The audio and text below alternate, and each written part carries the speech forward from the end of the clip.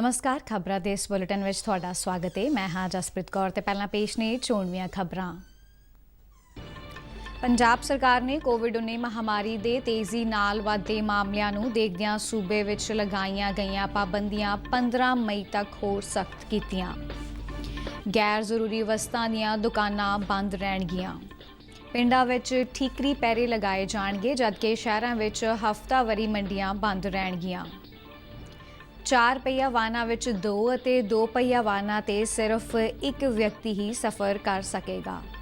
ਵਿਆਹ ਅਤੇ ਹੋਰ ਸਮਾਗਮਾਂ ਵਿੱਚ 10 ਵਿਅਕਤੀਆਂ ਨੂੰ ਸ਼ਾਮਲ ਹੋਣ ਦੀ ਇਜਾਜ਼ਤ ਹੋਵੇਗੀ। ਬਾਹਰੋਂ ਆਉਣ ਵਾਲੇ ਲੋਕਾਂ ਨੂੰ ਕੋਰੋਨਾ ਦੀ ਨੈਗੇਟਿਵ ਰਿਪੋਰਟ ਦਿਖਾਉਣ ਤੇ ਹੀ ਸੂਬੇ ਵਿੱਚ ਦਾਖਲ ਹੋਣ ਦੀ ਇਜਾਜ਼ਤ ਹੋਵੇਗੀ।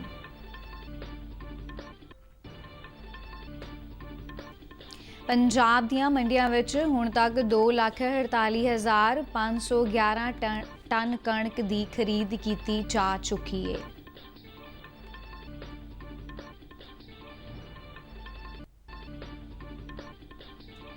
ਪੰਜਾਬ ਦੇ ਕਿਸਾਨਾਂ ਨੇ ਕਣਕ ਦੀ ਖਰੀਦ ਦੀ ਅਦਾਇਗੀ ਸਿੱਧੇ ਅਤੇ ਆਪਣੇ ਖਾਤਿਆਂ ਵਿੱਚ ਪ੍ਰਾਪਤ ਕਰਨ ਤੇ ਖੁਸ਼ੀ ਜ਼ਾਹਿਰ ਕੀਤੀ।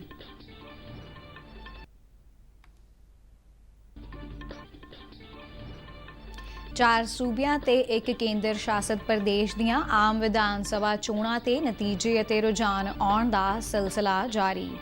आसाम, केरल ते पश्चिम बंगाल विच सत्ताधारी पार्टियां वल्लों मुड़ सत्ता हासिल करना तय। तमिलनाडु अते पुडुचेरी विच सत्ता विच निश्चित तौर ते तब्दीली दे संकेत। पश्चिम बंगाल दे रुझानां अनुसार तृणमूल कांग्रेस ने 200 दा आंकड़ा पार कीता।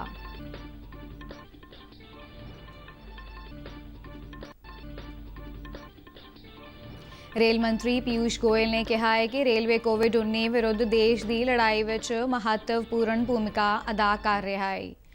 ऑक्सीजन एक्सप्रैस रेल गड्डियां हुण तक 1094 टन तो वध मैडिकल ऑक्सीजन ਵੱਖ-ਵੱਖ सूबियां तक पहुंचा चुकियां ने। पटियाला के सरकारी रजिंद्रा हस्पताल के डॉक्टरों ने कोरोना मरीजों दीआं अत लोड़ींदियां सर्जरियां करके नवी मिसाल पेश की। ते हुण खबरां विस्तार नाल। पंजाब सरकार ने सूबे विच कोविड महामारी के मामलों विच तेज़ी नाल हो रहे वाधे नूं देखदिआं पहलां तो लगाईਆਂ गईਆਂ पाबंदियां नूं होर सख्त करन दे नाल-नाल कुछ नवीआं पाबंदियां लागू कीतियां ने। सूबे दे गृह विभाग ने एक नोटिफिकेशन जारी करके इन्हां पाबंदियां नूं 15 मई तक लई लागू कर दिता है। नवे नोटिफिकेशन अनुसार दूजे सूबिਆਂ ਤੋਂ ਆਉਣ ਵਾਲਿਆਂ ਨੂੰ ਹੁਣ कोरोना की नैगेटिव रिपोर्ट नाल ही सूबे विच दाखला मिल सकेगा ਜਾਂ ਫਿਰ ਉਹਨਾਂ ਨੂੰ 2 ਹਫ਼ਤਿਆਂ ਅੰਦਰ ਕੋਰੋਨਾ ਵੈਕਸੀਨ ਦੀ ਘੱਟੋ-ਘੱਟ ਇੱਕ ਖੁਰਾਕ ਲਏ ਜਾਣ ਦਾ ਸਰਟੀਫਿਕੇਟ ਦਿਖਾਉਣਾ ਲਾਜ਼ਮੀ ਹੋਵੇਗਾ। ਨੋਟੀਫਿਕੇਸ਼ਨ ਅਨੁਸਾਰ ਪਿੰਡਾਂ ਵਿੱਚ ਠੀਕਰੀ ਪਹਿਰੇ ਲਗਾਏ ਜਾਣਗੇ ਜਦਕਿ ਸ਼ਹਿਰਾਂ ਵਿੱਚ ਹਫ਼ਤਾਵਾਰੀ ਮੰਡੀਆਂ ਬੰਦ ਰਹਿਣਗੀਆਂ। ਸੂਬੇ ਵਿੱਚ ਲਗਾਇਆ ਗਿਆ ਰਾਤ ਦਾ ਕਰਫਿਊ ਸ਼ਾਮ ਨੂੰ 6 ਵਜੇ ਤੋਂ ਸਵੇਰੇ 5 ਵਜੇ ਤੱਕ ਅਤੇ ਹਫ਼ਤਾਵਾਰੀ ਲਾਕਡਾਊਨ ਸ਼ੁੱਕਰਵਾਰ ਸ਼ਾਮ 6 ਵਜੇ ਤੋਂ ਸੋਮਵਾਰ ਸਵੇਰੇ 6 ਵਜੇ ਤੱਕ ਜਾਰੀ ਰਹੇਗਾ। पब्लिक ट्रांसपोर्ट 50% समर्था नाल चल सकेगी। कारां विच सिर्फ 2 लोग ही सफ़र कर सकणगे जबकि 2 पहिया वाहनां ते सिर्फ एक व्यक्ति ही सफ़र कर सकेगा। जरूरी वस्तां ते सेवावां नूं छड्ड के सारियां दुकानां बंद रहणगीਆਂ। जरूरी वस्तां ते सेवावां वालीਆਂ दुकानां विच दवाइयां दीयां दुकानां, दुੱਧ, ब्रैड, सब्जियां, फल, डेयरी ਅਤੇ पोल्ट्री जिवें कि आंडे ਅਤੇ मीट आदि दीयां दुकानां खोलण दी इजाजत होवेगी। Cinema hall, gym, swimming pool, coaching centre ਅਤੇ स्पोर्ट्स ਕੰਪਲੈਕਸ ਬੰਦ ਰਹਿਣਗੇ। ਧਾਰਮਿਕ ਸਥਾਨਾਂ ਨੂੰ ਸ਼ਾਮ 6 ਵਜੇ ਬੰਦ ਕਰਨ ਦੇ ਹੁਕਮ ਦਿੱਤੇ ਗਏ ਨੇ। ਸਬਜ਼ੀ ਮੰਡੀਆਂ ਤੇ ਬਾਜ਼ਾਰਾਂ ਆਦਿ ਵਿੱਚ ਸਮਾਜਿਕ ਦੂਰੀ ਦੇ ਨਿਯਮਾਂ ਦੀ ਪਾਲਣਾ ਦੀ ਸਖਤੀ ਨਾਲ ਪਾਲਣਾ ਦੇ ਹੁਕਮ ਜਾਰੀ ਕੀਤੇ ਗਏ ਨੇ। ਇਸੇ ਨਾਲ ਹੀ ਸਾਰੇ ਰੈਸਟੋਰੈਂਟ, ਕੈਫੇ, ਫਾਸਟ ਫੂਡ ਦੀਆਂ ਦੁਕਾਨਾਂ ਆਦਿ ਬੰਦ ਰਹਿਣਗੇ। हालांकि खाने की होम डिलीवरी की इजाजत होगी। सरकारी दफ्तर और बैंक 15 मई तक 50% समर्था नाल खुलणगे जबकि प्राइवेट दफ्तर बंद रहणगे ते इन्हां दे मुलाजम घरां तो ही काम करनगे। नोटिफिकेशन अनुसार विआह ते होर समागमां विच हुण सिर्फ 10 लोकां नूं ही शामिल होण दी इजाजत होगी। सूबे विच सारे ही सियासी इकट्ठां ते हर तरह के समागमां ते पाबंदी लगा दी गई है। स्कूलों ते कालजां समेत विद्यक अदारे बंद रहणगे जबकि मैडिकल ते नर्सिंग कॉलेज खुले रहणगे। सरकारी दफ्तरां विच 45 साल ਜਾਂ ਉਸ ਤੋਂ ਵੱਧ ਉਮਰ ਦੇ ਹੈਲਥ ਦੇ ਫਰੰਟਲਾਈਨ ਵਰਕਰਾਂ ਨੂੰ ਜਿਨ੍ਹਾਂ ਨੇ ਲੰਘੇ 15 ਦਿਨਾਂ ਦੌਰਾਨ ਟੀਕੇ ਦੀ ਇੱਕ ਵੀ ਡੋਜ਼ ਨਹੀਂ ਲਈ ਹੈ ਛੁੱਟੀ ਤੇ ਭੇਜਿਆ ਜਾਵੇਗਾ। ਜਦ ਤੱਕ ਟੀਕਾ ਨਹੀਂ ਲਗਵਾ ਲੈਂਦੇ ਉਦੋਂ ਤੱਕ ਉਹ ਛੁੱਟੀ ਤੇ ਹੀ ਰਹਿਣਗੇ।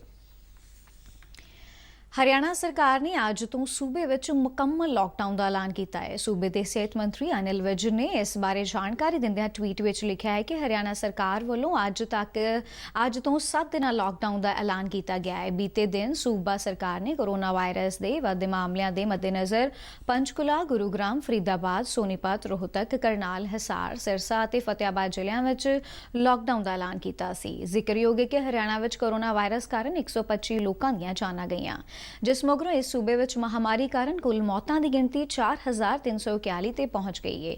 ਇਸੇ ਸਮੇਂ ਦੌਰਾਨ ਹਰਿਆਣਾ ਵਿੱਚ 13,588 ਤਾਜ਼ਾ ਕੋਰੋਨਾ ਮਾਮਲੇ ਸਾਹਮਣੇ ਆਏ ਨੇ। ਪੰਜਾਬ ਵਿੱਚ ਕਣਕ ਦੀ ਚੱਲ ਰਹੀ ਖਰੀਦ ਦੇ ਸੀਜ਼ਨ ਦੌਰਾਨ ਸਰਕਾਰੀ ਖਰੀਦ ਏਜੰਸੀਆਂ ਤੇ ਵਪਾਰੀਆਂ ਨੇ ਹੁਣ ਤੱਕ 2,48,595 ਟਨ ਦੀ ਕਣਕ ਖਰੀਦ ਲਈ ਹੈ।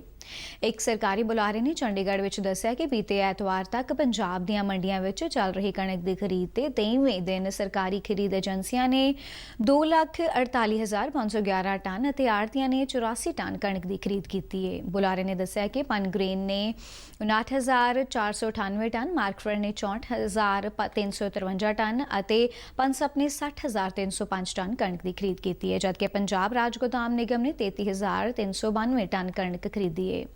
ਭਾਰਤੀ ਖੁਰਾਕ ਨਿਗਮ ਨੇ ਕੱਲ ਤੱਕ 25,669 ਟਨ ਕਣਕ ਦੀ ਖਰੀਦ ਕਰ ਲਈ ਸੀ, ਜਦਕਿ ਪਨਗ੍ਰੇਨ ਵੱਲੋਂ ਜਨਤਕ ਵੰਡ ਲਈ 5,293 ਟਨ ਕਣਕ ਵੱਖਰੇ ਤੌਰ ਤੇ ਖਰੀਦੀ ਗਈ ਹੈ।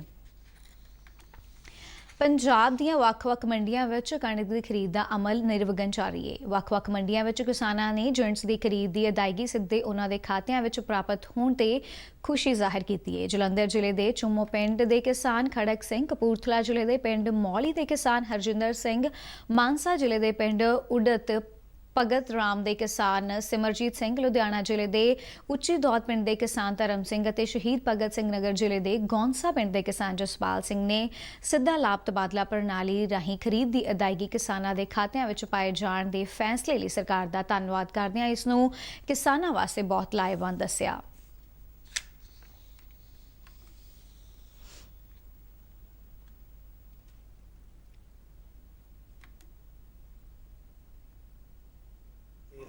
चौथे दिन पेमेंट आ गई मेरी, फर्क जी गई कणक बेची, चौथे दिन सानू पेमेंट पै गई। हाँ जी, पेमेंट सानू अकाउंट आ गई, सीधी खाते च आ गई। ਆਈ ਵੇਚਾਂ ਕਣਕ ਦਾ ਆੜਤੀ ਮੋਰੇ ਸਾਨੂੰ ਝੱਲੂਗੇ ਤੇ ਜਾਵਾਂਗੇ ਮੰਡੀ ਵੀ ਮੰਨ ਲਓ ਵੇਚਾ ਕੇ ਯਾਨੀ ਸਰਕਾਰ ਨੇ ਪੈਸੇ ਪਾਉਂਦੇ ਆ ਜੋ ਵੀ ਹੈ ਯਾਨੀ ਕਿ ਠੀਕ ਹੈ ਸਿਸਟਮ ਕੀਤਾ, ਉਹ ਮਾੜਾ ਨਹੀਂ ਕੀਤਾ ਸਰਕਾਰ ਨੇ ਜੋ ਕੀਤਾ ਤੇ ਮਾੜਾ ਨਹੀਂ ਕੀਤਾ ਕੋਈ ਵੀ। ਹੁਣ ਜੇ ਅਸੀਂ ਕਹਿੰਦੇ ਵੀ ਉਹ ਦੂਆ ਬੰਦਾ ਅਗਰ ਲੈ ਜਾਵੇ ਸਾਤੋਂ ਇਦਾਂ ਅਸੀਂ ਦਿੰਦੇ ਫਸਲ ਨਹੀਂ ਦਿੰਦੇ। ਅਮਰੀਕ ਸਿੰਘ, ਕਿਹੜਾ ਪਿੰਡ ਮੋਨਾ ਖੁਰਦ। ਬੀਨ ਸਾਡੇ ਕੋਲ 4.5 ਖੇਤ ਹੈਗੇ ਆ, 460 ਤੋਂ 4.5 ਕਣਕ ਬੀਜੀ ਹੈ। ਪਹਿਲੇ ਸਾਲ ਅਸੀਂ ਚਾਲੂ ਕੀਤਾ ਕੰਮ ਜੀ, ਵੇਚੀ ਆ, ਇੱਕ ਟਰਾਲੀ ਕੇ ਵੇਚ ਕੇ ਆਏ ਹਾਂ। ਠੀਕ ਹੈ ਜੀ, ਕਿੰਨਾ ਹੋਈ ਤੁਹਾਨੂੰ? ਪੇਮੈਂਟ ਸਾਨੂੰ ਆ ਗਈ ਆ, ਅਸੀਂ ਕਿਉਂ ਝੂਠ ਬੋਲੀਏ, ਪੇਮੈਂਟ ਸਾਨੂੰ ਪਰਸੋਂ ਆਈ ਆ, ਪੇਮੈਂਟ ਆ ਗਈ ਆ। ਪੇਮੈਂਟ ਜਿਹੜੀ ਗੱਲ ਸੱਚੀ ਆ ਉਹ ਸੱਚੀ ਆ। ਹਾਂਜੀ, ਖਾਤੇ 'ਚ ਪੈਸੇ ਤਾਂ ਸਾਡੇ ਗਏ ਆ, ਪੈਸੇ ਸਾਡੇ ਬਰਾਬਰ ਸਾਨੂੰ ਮਿਲੇ ਆ। ਹਾਂ, ਅਸੀਂ ਇਸ ਗੱਲ ਤੋਂ ਅਸੀਂ ਮੁੱਕਰਦੇ ਨਹੀਂ ਵੀ ਕਿ ਨਹੀਂ ਮਿਲੇ ਸਾਨੂੰ ਪੈਸੇ ਸਾਡੇ ਬਰਾਬਰ ਮਿਲੇ ਆ। ਆਨਲਾਈਨ ਗਵਰਨਮੈਂਟ ਨੇ ਸਿੱਧੀ ਪੇਮੈਂਟ ਪਾਈ ਹੈਗੀ ਆ। ਠੀਕ ਹੈ, ਉਹ ਵੀ ਪਹਿਲੀ ਜਿਹੜੀ ਹੈਗੀ ਆ 15 ਤਰੀਕ ਦੀ ਸੀਗੀ ਸਾਡੀ, ਜਿੱਦਾਂ ਮੰਨ ਲਓ, ਤੇ ਉਹ ਵੀ ਪੇਮੈਂਟ ਪੈ ਗਈ ਹੈਗੀ ਆ। ਕੋਈ ਐਡੀ ਪ੍ਰੋਬਲਮ ਨਹੀਂ। 4 ਸੂਬਿਆਂ ਤੇ ਇੱਕ ਕੇਂਦਰ ਸ਼ਾਸਤ ਪ੍ਰਦੇਸ਼ ਦੀਆਂ ਆਮ ਵਿਧਾਨ ਸਭਾ ਚੋਣਾਂ ਤੇ ਨਤੀਜੇ ਤੇ ਰੁਝਾਨ ਆਉਣ ਦਾ ਸਿਲਸਿਲਾ ਜਾਰੀ ਹੈ। ਹੁਣ ਤੱਕ ਰੁਝਾਨ ਅਤੇ ਨਤੀਜਿਆਂ ਅਨੁਸਾਰ ਅਸਾਮ, ਕੇਰਲ ਅਤੇ ਪੱਛਮ ਬੰਗਾਲ ਵਿੱਚ ਸੱਤਾਧਾਰੀ ਪਾਰਟੀਆਂ ਮੁੜ ਸੱਤਾ ਹਾਸਲ ਕਰਦੀਆਂ ਨਜ਼ਰ ਆ ਰਹੀਆਂ ਨੇ, ਜਦਕਿ ਤਾਮਿਲਨਾਡੂ ਅਤੇ ਪੁਡੂਚੇਰੀ ਵਿੱਚ ਸੱਤਾ ਵਿੱਚ ਨਿਸ਼ਚਿਤ ਤੌਰ ਤੇ ਤਬਦੀਲੀ ਹੁੰਦੀ ਨਜ਼ਰ ਆ ਰਹੀ ਹੈ। ਪੱਛਮ ਬੰਗਾਲ ਵਿੱਚ ਸੱਤਾਧਾਰੀ ਤ੍ਰਿਣਮੂਲ ਕਾਂਗਰਸ ਪੂਰਨ ਬਹੁਮਤ ਵੱਲ ਵਧਦੀ ਨਜ਼ਰ ਆ ਰਹੀ ਹੈ। ਹੁਣ ਤੱਕ ਪ੍ਰਾਪਤ ਰੁਝਾਨਾਂ ਅਨੁਸਾਰ ਕੁੱਲ 292 ਸੀਟਾਂ ਵਿੱਚੋਂ ਤ੍ਰਿਣਮੂਲ ਕਾਂਗਰਸ 218 ਸੀਟਾਂ ਤੇ ਅੱਗੇ ਚੱਲ ਰਹੀ ਹੈ, ਜਦਕਿ ਭਾਰਤੀ ਜਨਤਾ ਪਾਰਟੀ 74 ਸੀਟਾਂ ਤੇ ਅੱਗੇ। ਅਸਾਮ ਵਿੱਚ ਇੱਕ ਵਾਰ ਫੇਰ ਭਾਰਤੀ ਜਨਤਾ ਪਾਰਟੀ ਦੀ ਸਰਕਾਰ ਬਣਦੀ ਨਜ਼ਰ ਆ ਰਹੀ ਹੈ। ਕੁੱਲ 126 ਵਿਧਾਨ ਸਭਾ ਸੀਟਾਂ ਚੋਂ ਐਨਡੀਏ ਨੇ 78 ਸੀਟਾਂ ਤੇ ਜਿੱਤ ਹਾਸਲ ਕੀਤੀ ਹੈ।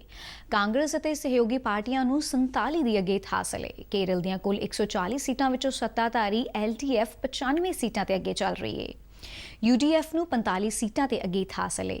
234 ਮੈਂਬਰੀ ਤਾਮਿਲਨਾਡੂ ਵਿਧਾਨ ਸਭਾ ਲਈ ਡੀਐਮਕੇ 138 ਸੀਟਾਂ ਤੇ ਅੱਗੇ ਚੱਲ ਰਹੀ ਹੈ, ਜਦਕਿ ਸੱਤਾਧਾਰੀ ਏਆਈਏਡੀਐਮਕੇ ਨੂੰ ਸਿਰਫ 93 ਸੀਟਾਂ ਦੀ ਅਗੇਤ ਹਾਸਲ ਹੈ। ਪੁਡੁਚੇਰੀ ਦੀਆਂ 30 ਵਿਧਾਨ ਸਭਾ ਸੀਟਾਂ ਵਿੱਚ 14 ਦੇ ਰੁਝਾਨ ਪ੍ਰਾਪਤ ਹੋਏ ਨੇ, ਜਿਨ੍ਹਾਂ ਅਨੁਸਾਰ ਐਨਡੀਏ ਨੇ 9, ਐਸਡੀਪੀਏ 3 ਸੀਟਾਂ ਤੇ ਅੱਗੇ ਚੱਲ ਰਹੀ ਹੈ, ਜਦਕਿ 2 ਸੀਟਾਂ ਤੇ ਹੋਰਨਾਂ ਪਾਰਟੀਆਂ ਦੇ ਉਮੀਦਵਾਰ ਅੱਗੇ ਚੱਲ ਰਹੇ ਨੇ। ਭਾਰਤੀ ਜਨਤਾ ਪਾਰਟੀ ਨੇ ਦੇਸ਼ ਦੇ 10 ਸੂਬਿਆਂ ਦੀਆਂ 12 ਵਿਧਾਨ ਸਭਾ ਸੀਟਾਂ ਦੀ ਜ਼ਿਮਨੀ ਚੋਣਾਂ ਵਿੱਚ 6 ਸੀਟਾਂ ਤੇ ਜਿੱਤ ਹਾਸਲ ਕਰ ਲਈ ਹੈ, ਜਦਕਿ ਕਾਂਗਰਸ ਨੇ 4, ਝਾਰਖੰਡ ਮੁਕਮੀ ਮੋਰਚਾ ਅਤੇ ਮਿਜ਼ੋਰਮ ਦੀ ਜੋਰਮ ਪੀਪਲਜ਼ ਮੂਵਮੈਂਟ ਨੇ ਇੱਕ ਸੀਟ ਤੇ ਜਿੱਤ ਹਾਸਲ ਦਰਜ ਕੀਤੀ ਹੈ।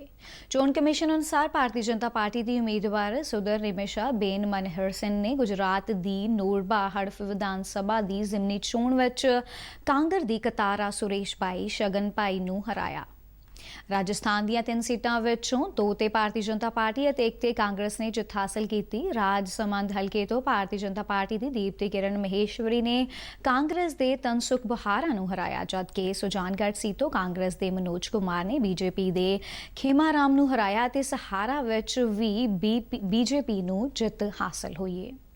ਝਾਰਖੰਡ ਦੇ ਮਧੂਪੁਰ ਸੀਟ ਤੋਂ ਝਾਰਖੰਡ ਮੁਕਤੀ ਮੋਰਚੇ ਦੇ ਹਫੀਜ਼ ਉਲ ਹਸਨ ਨੇ ਬੀਜੇਪੀ ਦੇ ਗੰਗਾ ਨਾਰਾਇਣ ਸਿੰਘ ਨੂੰ ਹਰਾਇਆ। ਕਰਨਾਟਕ ਦੀ ਮਾਸਕੀ ਸੀਟ ਤੋਂ ਕਾਂਗਰਸ ਦੇ ਬਸਨ ਗੌੜਾ ਤੁਰਵਿਹਾਰ ਨੇ ਬੀਜੇਪੀ ਦੇ ਪ੍ਰਤਾਪ ਗੌੜਾ ਪਾਟਿਲ ਨੂੰ ਅਤੇ ਵਸਵਾ ਕਲਿਆਣ ਸੀਟ ਤੋਂ ਬੀਜੇਪੀ ਦੇ ਸ਼ਰਾਣੂ ਸਲਾਗਾ ਨੇ ਕਾਂਗਰਸ ਦੇ ਮਾਲਾਵੀ ਨਾਰਾਇਣ ਨੂੰ ਹਰਾਇਆ। ਮੱਧ ਪ੍ਰਦੇਸ਼ ਦੀ ਦਮੋਹ ਸੀਟ ਤੋਂ ਕਾਂਗਰਸ ਦੇ ਅਸ਼ੋਕਮਾ ਟੰਡਨ ਬੀਜੇਪੀ ਦੇ ਰਾਹੁਲ ਸਿੰਘ ਤੋਂ 10,097 ਵੋਟਾਂ ਦੇ ਫਰਕ ਨਾਲ ਅੱਗੇ ਚੱਲ ਰਹੇ ਨੇ। ਮਹਾਰਾਸ਼ਟਰ ਦੀ ਪੰਦਾਰਪੁਰ ਸੀਟ ਤੋਂ ਬੀਜੇਪੀ ਦੇ ਅਤਾਦੇ ਸਮਾਧਾਨ ਮਹਾਦੇਵ ਨੇ ਰਾਸ਼ਟਰਵਾਦੀ ਕਾਂਗਰਸ ਪਾਰਟੀ ਦੇ ਪਾਲਕੇ ਭਾਗੀਰਥ ਭਾਰਤ ਨੂੰ ਹਰਾਇਆ। ਭਾਰਤੀ ਚੋਣ ਕਮਿਸ਼ਨ ਨੇ 4 ਸੂਬਿਆਂ ਤੇ ਇੱਕ ਕੇਂਦਰੀ ਪ੍ਰਬੰਧਕ ਪ੍ਰਦੇਸ਼ ਵਿੱਚ ਚੋਣਾਂ ਦੇ ਨਤੀਜਿਆਂ ਦੌਰਾਨ ਪਾਰਟੀ ਕਾਰਕੁਨਾਂ ਦੇ ਸਮਰਥਕਾਂ ਵੱਲੋਂ ਸਮੂਹਿਕ ਤੌਰ ਤੇ ਜਸ਼ਨ ਮਨਾ ਕੇ ਕੋਵਿਡ ਨਿਯਮਾਂ ਦੀ ਉਲੰਘਣਾ ਸੰਬੰਧੀ ਮੀਡੀਆ ਰਿਪੋਰਟਾਂ ਦਾ ਨੋਟਿਸ ਲੈਂਦਿਆਂ ਸਾਰੇ ਹੀ ਸੂਬਿਆਂ ਦੇ ਮੁੱਖ ਸਕੱਤਰਾਂ ਨੂੰ ਪੱਤਰ ਲਿਖ ਕੇ ਜੇਤੂ ਜਸ਼ਨਾਂ ਤੇ ਤੁਰੰਤ ਰੋਕ ਲਗਾਉਣ ਦੇ ਹੁਕਮ ਦਿੱਤੇ ਨੇ। ਇਸ ਪੱਤਰ ਵਿੱਚ ਕਿਹਾ ਗਿਆ ਹੈ ਕਿ ਮੀਡੀਆ ਵੱਲੋਂ ਕੁਝ ਸੂਬਿਆਂ ਵਿੱਚ ਕਈ ਥਾਈਂ ਗਿਣਤੀ ਦੌਰਾਨ ਜਨਤਕ ਜਸ਼ਨ ਮਨਾਏ ਜਾਣ ਬਾਰੇ ਖਬਰਾਂ ਪ੍ਰਸਾਰਿਤ ਕੀਤੀਆਂ ਗਈਆਂ। ਚੋਣ ਕਮਿਸ਼ਨ ਨੇ ਕਿਹਾ ਹੈ ਕਿ ਜੇਤੂ ਜਸ਼ਨ ਮਨਾਉਣਾ ਕਮਿਸ਼ਨ ਵੱਲੋਂ ਜਾਰੀ ਕੀਤੇ ਗਏ ਨਿਰਦੇਸ਼ਾਂ ਦੇ ਬਿਲਕੁਲ ਉਲਟੇ। ਚੋਣ ਕਮਿਸ਼ਨ ਨੇ ਲਾਜ਼ਮੀ ਤੌਰ ਤੇ ਅਜਿਹੇ ਜਸ਼ਨਾਂ ਤੇ ਰੋਕ ਲਗਾਉਣ ਲਈ ਆਖਿਆ। ਚੋਣ ਕਮਿਸ਼ਨ ਨੇ ਅਜਿਹੇ ਜਸ਼ਨਾਂ ਨੂੰ ਨਾ ਰੋਕਣ ਲਈ ਜ਼ਿੰਮੇਵਾਰ ਪੁਲਿਸ ਅਫਸਰਾਂ ਨੂੰ ਤੁਰੰਤ ਮੁਅੱਤਲ ਕਰਨ ਦੇ ਨਿਰਦੇਸ਼ ਦਿੱਤੇ ਅਤੇ ਉਹਨਾਂ ਵਿਰੁੱਧ ਅਪਰਾਧਿਕ ਅਤੇ ਅਨੁਸ਼ਾਸਨੀ ਕਾਰਵਾਈ ਸ਼ੁਰੂ ਕਰਨ ਲਈ ਆਖਿਆ। ਨਤੀਜਿਆਂ ਦੌਰਾਨ ਕਈ ਥਾਈਂ ਸਮਾਜਿਕ ਦੂਰੀ ਦੇ ਨਿਯਮਾਂ ਦੀ ਸ਼ਰੇਆਮ ਉਲੰਘਣਾ ਕੀਤੀ ਗਈ। ਪ੍ਰਧਾਨ ਮੰਤਰੀ ਨਰਿੰਦਰ ਮੋਦੀ ਨੇ ਕੋਵਿਡ ਅਤੇ ਟੀਕਾਕਰਨ ਸੰਬੰਧੀ ਮੁੱਦਿਆਂ ਤੇ ਸਮੀਖਿਆ ਲਈ ਮਾਹਿਰਾਂ ਨਾਲ ਇੱਕ ਵਰਚੁਅਲ ਮੀਟਿੰਗ ਕੀਤੀ। ਇਸ ਮੀਟਿੰਗ ਦੌਰਾਨ ਪ੍ਰਧਾਨ ਮੰਤਰੀ ਨੇ ਦੇਸ਼ ਵਿੱਚ ਆਕਸੀਜਨ ਅਤੇ ਕੋਰੋਨਾ ਇਲਾਜ ਦੌਰਾਨ ਵਰਤੀਆਂ ਜਾਣ ਵਾਲੀਆਂ ਦਵਾਈਆਂ ਦੀ ਉਪਲਬਧਤਾ ਦਾ ਜਾਇਜ਼ਾ ਲਿਆ। ਉਹਨਾਂ ਇਸ ਸੰਬੰਧ ਵਿੱਚ ਮਨੁੱਖੀ ਵਸੀਲਿਆਂ ਸੰਬੰਧੀ ਸਥਿਤੀ ਅਤੇ ਇਸ ਵਿੱਚ ਹੋਰ ਵਾਧੇ ਬਾਰੇ ਚਰਚਾ ਵੀ ਕੀਤੀ। ਜ਼ਿਕਰਯੋਗ ਹੈ ਕਿ ਪ੍ਰਧਾਨ ਮੰਤਰੀ ਵੱਲੋਂ ਕੋਰੋਨਾ ਦੇ ਸੰਕਟ ਕਾਲ ਦੌਰਾਨ ਸਥਿਤੀ ਤੇ ਨੇੜਲੀ ਨਜ਼ਰ ਰੱਖੀ ਜਾ ਰਹੀ ਹੈ ਅਤੇ ਇਸ ਵਾਸਤੇ ਉਹਨਾਂ ਵੱਲੋਂ ਕੋਵਿਡ ਮਹਾਮਾਰੀ ਨਾਲ ਸੰਬੰਧਿਤ ਮੁੱਦਿਆਂ ਦੇ ਹੱਲ ਲਈ ਰੋਜ਼ਾਨਾ ਆਧਾਰ ਤੇ ਲੜੀਵਾਰ ਮੀਟਿੰਗਾਂ ਕੀਤੀਆਂ ਜਾ ਰਹੀਆਂ ਨੇ। ਰੇਲ ਮੰਤਰੀ ਪੀਯੂਸ਼ ਗੋਇਲ ਨੇ ਕਿਹਾ ਹੈ ਕਿ ਰੇਲਵੇ ਕੋਵਿਡ-19 ਵਿਰੁੱਧ ਦੇਸ਼ ਦੀ ਸਮੂਹਿਕ ਲੜਾਈ ਵਿੱਚ ਮਹੱਤਵਪੂਰਨ ਰੋਲ ਅਦਾ ਕਰ ਰਹੀ ਹੈ। ਟਵੀਟਾਂ ਦੀ ਇੱਕ ਲੜੀ ਵਿੱਚ ਉਹਨਾਂ ਕਿਹਾ ਕਿ ਰੇਲਵੇ ਨੇ ਦੇਸ਼ ਦੇ ਵੱਖ-ਵੱਖ ਹਿੱਸਿਆਂ ਵਿੱਚ ਮੈਡੀਕਲ ਆਕਸੀਜਨ ਦੀ ਕਮੀ ਨੂੰ ਪੂਰਾ ਕਰਨ ਲਈ ਆਕਸੀਜਨ ਦੀ ਢੋਆ-ਢੁਆਈ ਵਿੱਚ ਤੇਜ਼ੀ ਲਿਆਂਦੀ ਹੈ। ਉਹਨਾਂ ਕਿਹਾ ਕਿ ਆਕਸੀਜਨ ਐਕਸਪ੍ਰੈਸ ਓਡੀਸ਼ਾ ਦੇ ਅੰਗੁਲ ਤੋਂ ਤੇਲੰਗਾਨਾ ਦੇ ਸ਼ਹਿਰ ਸਿਕੰਦਰਾਬਾਦ ਪਹੁੰਚ ਗਈ ਹੈ। ਉਹਨਾਂ ਕਿਹਾ ਕਿ ਭਾਰਤੀ ਰੇਲਵੇ ਆਕਸੀਜਨ ਦੀ ਢੋਆ-ਢੁਆਈ ਅਤੇ ਉਸ ਦੀ ਉਪਲਬਧਤਾ ਨੂੰ ਯਕੀਨੀ ਬਣਾ ਕੇ ਕੋਵਿਡ ਮਰੀਜ਼ਾਂ ਦੇ ਇਲਾਜ ਵਿੱਚ ਨਿਰੰਤਰ ਮਦਦ ਕਰ ਰਿਹਾ ਹੈ।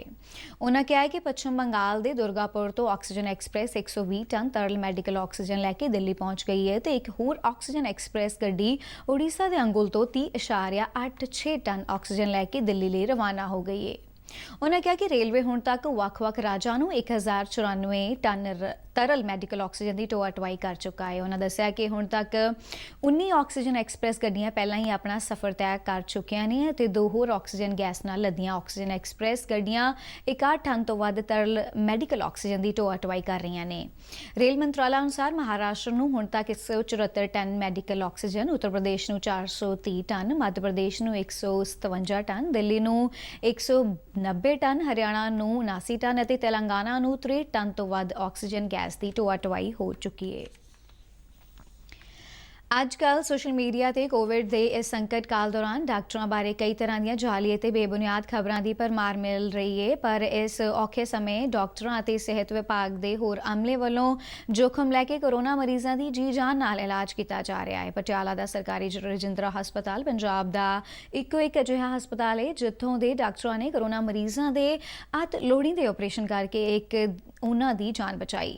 ਸਰਕਾਰੀ ਰਜਿੰਦਰਾ ਹਸਪਤਾਲ ਦੇ ਮੈਡੀਕਲ ਸੁਪਰਡੈਂਟੈਂਟ ਡਾਕਟਰ ਹਰਨਾਮ ਸਿੰਘ ਰੇਖੀ ਨੇ ਦੱਸਿਆ ਕਿ ਕੁਝ ਦਿਨ ਪਹਿਲਾਂ ਹਸਪਤਾਲ ਦੀ ਯੂਨਿਟ 4 ਦੇ ਡਾਕਟਰਾਂ ਨੇ senior resident doctor Gagandeep Singh ਦੀ ਨਿਗਰਾਨੀ ਵਿੱਚ ਰਾਜਪੁਰਾ ਵਾਸੀ ਕੋਵਿਡ ਮਰੀਜ਼ ਲਖਬੀਰ ਦਾ ਐਪੈਂਡਿਸਾਈਟਿਸ ਦਾ ਆਪਰੇਸ਼ਨ ਕੀਤਾ। ਇਸ ਤਰ੍ਹਾਂ ਬਠਿੰਡਾ ਦੇ ਆਦੇਸ਼ ਹਸਪਤਾਲ ਤੋਂ ਰੈਫਰ ਹੋ ਕੇ ਆਏ ਗੁਰਪ੍ਰੀਤ ਸਿੰਘ ਨਾਮੀ ਕੋਵਿਡ ਮਰੀਜ਼ ਦੇ ਪੇਟ ਵਿੱਚ ਪਸ ਭਰੀ ਹੋਈ ਸੀ, ਜੋ ਕਿ ਗੁਰਦਿਆਂ ਦੇ ਆਲੇ ਦੁਆਲੇ ਹੋ ਕੇ ਪੇਟ ਤੋਂ ਹੁੰਦੀ ਹੋਈ ਗੁਦਾ ਤੱਕ ਪਹੁੰਚੀ ਹੋਈ ਸੀ, ਜਿਸ ਦੀ ਐਮਰਜੈਂਸੀ ਸਰਜਰੀ ਲਾਜ਼ਮੀ ਸੀ। ਆਪਣੀ ਡਿਊਟੀ ਪ੍ਰਤੀ ਸਮਰਪਿਤ ਡਾਕਟਰਾਂ ਦੀ ਟੀਮ ਨੇ ਇਹਨਾਂ ਦੋਵਾਂ ਵਿਅਕਤੀਆਂ ਦੀਆਂ ਸਰਜਰੀਆਂ ਕਰਕੇ ਉਹਨਾਂ ਦੀ ਜਾਨ ਬਚਾਈ। ਡਾਕਟਰ ਹਰਨਾਮ ਸਿੰਘ ਰੇਖੀ ਦਾ ਕਹਿਣਾ ਹੈ ਕਿ ਹੁਣ ਇਹ ਦੋਵੇਂ ਮਰੀਜ਼ ਠੀਕ ਨੇ। ਇਸੇ ਦੇ ਨਾਲ ਹੀ ਖਬਰਾਂ ਦਾ ਬੁਲੇਟਿਨ ਸਮਾਪਤ ਹੁੰਦਾ ਹੈ। ਨਮਸਕਾਰ।